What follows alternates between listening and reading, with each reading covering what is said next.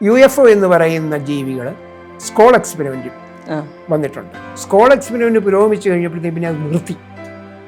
ഈ ആത്മാക്കളുടെ തള്ളിക്കയറ്റമുണ്ട്, അത് സ്റ്റോപ്പ് ചെയ്ത ഒരു അമാനുഷ സത്തയാണ് അതിന് കാരണമായത്. അവരുടെ നോട്ടം പ്രജനനമാണെങ്കിൽ പോലും രണ്ട് ഡിഫറെന്റ് എൻറ്റിറ്റീസ് തമ്മിൽ ഇത് പോസിബിൾ ആണോ? ലയണും ടൈഗറും കൂടിയിട്ടുള്ള മൃഗങ്ങളെ ഉണ്ടാക്കിയിട്ടില്ലേ? പകുതി മനുഷ്യനും പകുതി സർപ്പവും എന്നുള്ളൊരു സാധനം പറഞ്ഞല്ലോ, അതുപോലെ മെർമെയ്ഡുകളും റിയൽ ആണോ? മെർമെയ്ഡ് എന്ന് പറയുന്നത് പകുതി മത്സ്യവും പകുതി എന്താണ് മനുഷ്യനായിട്ടുള്ള. ചില മെർമെയ്ഡ്സിനെ തടങ്കലിലാക്കപ്പെട്ടിട്ടുണ്ടെന്നും പറഞ്ഞില്ല റിപ്പോർട്ടുകൾ പണ്ടത്തെ കാലത്ത് കിട്ടിയിട്ടുണ്ട്. ഇപ്പൊ UFOയുടെ കാര്യത്തിൽ മിക്കവാറും ഒരു തീരുമാനമായിട്ടുണ്ടല്ലോ. അപ്പൊ അവരുടെ ചിലപ്പോൾ ഒരു ഫസ്റ്റ് സ്റ്റെപ്പ് ആയിരിക്കും ഇതിന്റെ എല്ലാം. ഇനി ഉദാഹരണമായിട്ട് പറയാനുണ്ട്, മാലി എന്ന് പറയുന്ന രാജ്യമുണ്ട് ആഫ്രിക്കയിൽ. അവിടെ ഒരു പ്രത്യേക ട്രൈബുണ്ട്. ഈ പറയുന്ന മെർമെയ്ഡിന് സമാനമായ വെള്ളത്തിൽ ജീവിക്കുന്ന ഒരു മനുഷ്യ അവരുടെ ഇടയിൽ ഉണ്ടായിരുന്നു. അവരുടെ ഒപ്പം ഉണ്ടായി ജീവിച്ചിരുന്നു. ജലജീവികളാണ് അവര്. അവിടെയും സമാനമായ ജലത്തിന്റെ സാന്നിധ്യമുള്ള. അപ്പൊ ലാംഗ്വേജ് എന്നൊരു പ്രശ്നം വരുന്നില്ലേ? അപ്പോ അത് തന്നെയല്ല, ഇങ്ങനെയുള്ള ജീവികൾ പെട്ടെന്ന് അവരുടെ ട്രൈബൽ ലാംഗ്വേജ് ഒക്കെ പഠിച്ചെടുക്കാനൊക്കെ. അപ്പൊ നമ്മളൊന്നും മനസ്സിലാക്കേണ്ട, ഇവരൊന്നും അത്ര പ്യുവറായിട്ടുള്ള ആൾക്കാരായിരിക്കണമെന്നില്ല, ഉദ്ദേശശുദ്ധിയുള്ളവരായിരിക്കണമെന്നില്ല. പക്ഷെ നമ്മളെ സംബന്ധിച്ച് ഹ്യൂമൻ പോയിന്റ് ഓഫ് വ്യൂവിൽ കൂടിയാണ് ഒരു ലൈംഗിക ബന്ധമെന്ന് മോശമായിട്ടുള്ള കാര്യമായിട്ട് നമ്മൾ കണക്കാക്കുന്നത്. വേറൊരു ലോകത്തെ എൻറ്റിറ്റീസിന് അത് സാധാരണമായിട്ടുള്ള കാര്യമാണ്. സോഷ്യൽ സ്റ്റിഗ്മാസ് അവിടെ വരുന്നില്ല. അപ്പം ആ രീതിയിലൊക്കെ കണ്ടു കഴിയുമ്പോഴത്തേക്കും ഇതിനൊരു സാധ്യത തള്ളിക്കളയാൻ പറ്റില്ല എന്നുള്ളതാണ് നമുക്ക് പറയാൻ സാധിക്കുന്നത്. അതിൻ്റെ നട്ടലായിട്ടുള്ള ഗവേഷണം എന്ന് പറഞ്ഞാൽ തീർച്ചയായിട്ടും ITC തന്നെയാണ്. ഇന്ന് 10,000 പേര് ITC ഗവേഷണത്തിൽ പെട്ടിട്ടുണ്ട്, ഇൻസ്ട്രുമെന്റൽ ട്രാൻസ് കമ്മ്യൂണിക്കേഷൻ. ഈ UFO എന്ന് പറയുന്ന ജീവികൾ സ്കോൾ എക്സ്പെരിമെന്റ് വന്നിട്ടുണ്ട്. ഈ സ്കോൾ എക്സ്പെരിമെന്റിലും ഇപ്പറയുന്ന അമാനുഷ സത്തകൾ പ്രത്യക്ഷപ്പെട്ടിട്ടുണ്ട്. സ്കോൾ എക്സ്പെരിമെന്റ് പുരോഗമിച്ചു കഴിഞ്ഞപ്പോഴത്തേക്ക് പിന്നെ അത് നിർത്തി. അതിന് കാരണം എന്നാന്ന് ചോദിച്ചാൽ ഈ ആത്മാക്കളുടെ തള്ളിക്കയറ്റം ഉണ്ടായി. ആത്മാക്കൾ മനുഷ്യ ചൈതന്യങ്ങളുടെ തള്ളിക്കയറ്റമുണ്ട്, മരണപ്പെട്ടവരുടെ പരീക്ഷ മുറിയിൽ.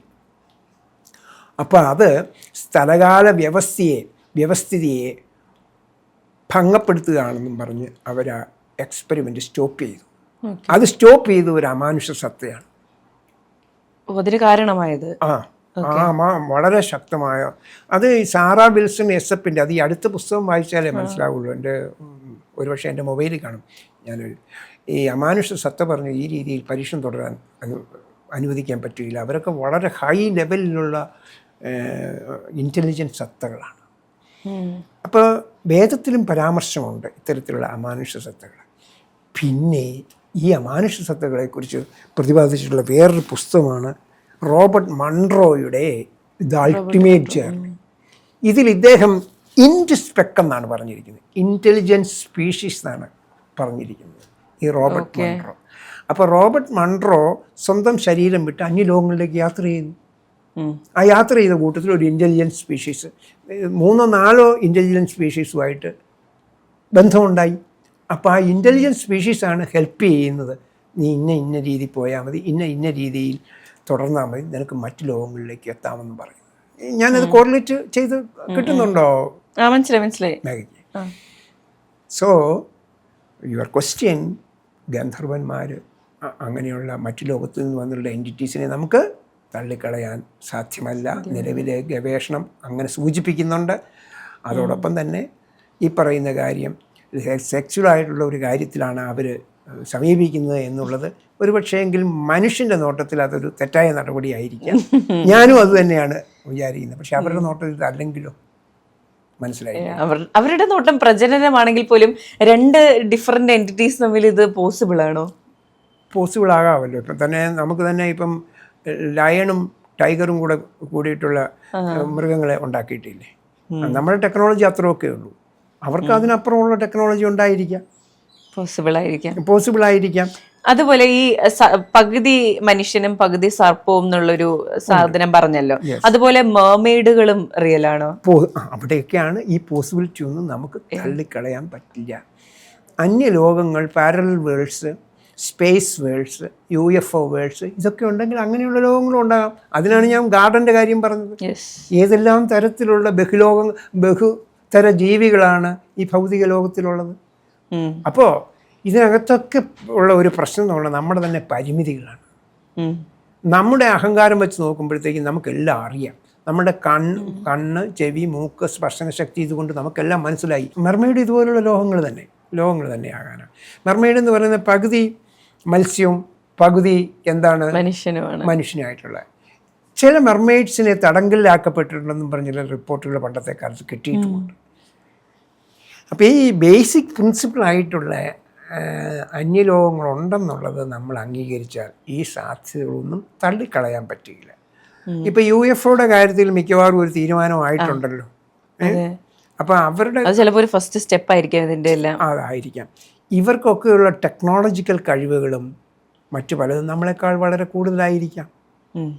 ഇനി ഉദാഹരണമായിട്ട് പറയാനുണ്ട്, മാലി എന്ന് പറയുന്ന ഒരു രാജ്യമുണ്ട് ആഫ്രിക്കയിൽ. അവിടെ ഒരു പ്രത്യേക ട്രൈബുണ്ട്.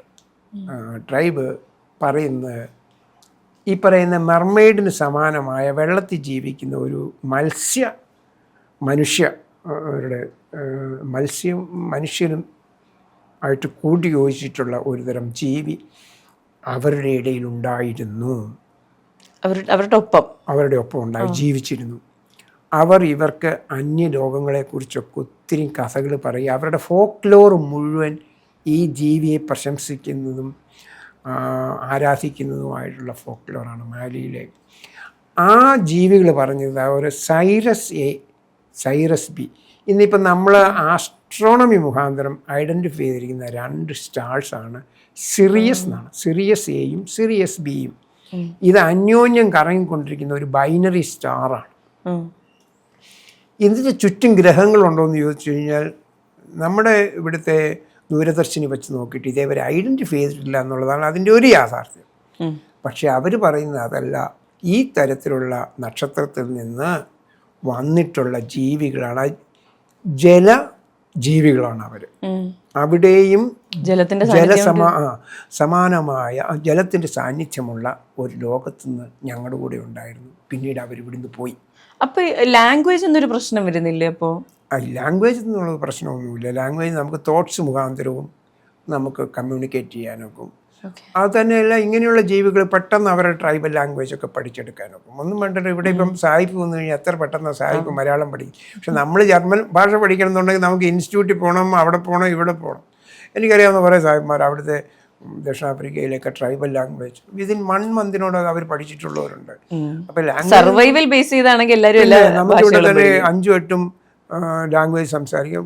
പണ്ടത്തെ പ്രൈം മിനിസ്റ്റർ നരസിംഹറാവു ഒക്കെ 7-8 ഭാഷകൾ പഠിച്ചു. ഭാഷാ വൈദഗ്ധ്യമുള്ളവരുണ്ട്. അപ്പോൾ ഈ മറ്റേ ഹൈലി ഇൻ്റലിജൻ്റ് ആയിട്ടുള്ളവർക്ക് ഭാഷയൊക്കെ നമുക്ക് പെട്ടെന്ന്, പിന്നെ അല്ലാതെ തന്നെ ടെലിപ്പതി വഴിയൊക്കെ. അതുപോലെ ഈ പറഞ്ഞ എൻറ്റിറ്റീസ് മനുഷ്യരോട് സംവദിക്കണമെങ്കിൽ, അല്ലെങ്കിൽ നമ്മളുമായിട്ട് ഒരു എൻകൗണ്ടർ ഉണ്ടാകണമെങ്കിൽ, ഈ പറഞ്ഞ മനുഷ്യർക്ക് ഒരു ബെറ്റർ ക്വാളിറ്റി അങ്ങനെ എന്തെങ്കിലും ഉണ്ടാവണം. അവർ സെലക്റ്റഡ് ആണ് ആ കാര്യത്തിൽ. അവർ സെലക്ട് ചെയ്യും. അതായത് കള്ളു കുടിച്ച് തോന്നിവാസം ചെയ്ത് നടക്കുന്നവനുമായിട്ടൊന്നും ഒരുപക്ഷെ ബന്ധപ്പെടുകയില്ല. പിന്നെ നമ്മൾ ഈ കാര്യത്തിൽ വളരെ കെയർഫുൾ ആയിരിക്കണം. ഇങ്ങനെയുള്ളവരുമായിട്ട് ബന്ധപ്പെടാനായിട്ടുള്ള ഒരു ഈഗർനെസ് കാണിക്കുക. നമ്മുടെ മനസ്സിൽ അങ്ങനെ ഒരു തോട്ട് നിരന്തരമായി വന്നാൽ, ഒരുത്തരെ തന്നെ നനച്ചിരുന്നാൽ വരുന്നതെല്ലാം അവനെന്ന് തോന്നും എന്ന് പറഞ്ഞു. ഒരു ദിവസം അവനിങ്ങ് വരും.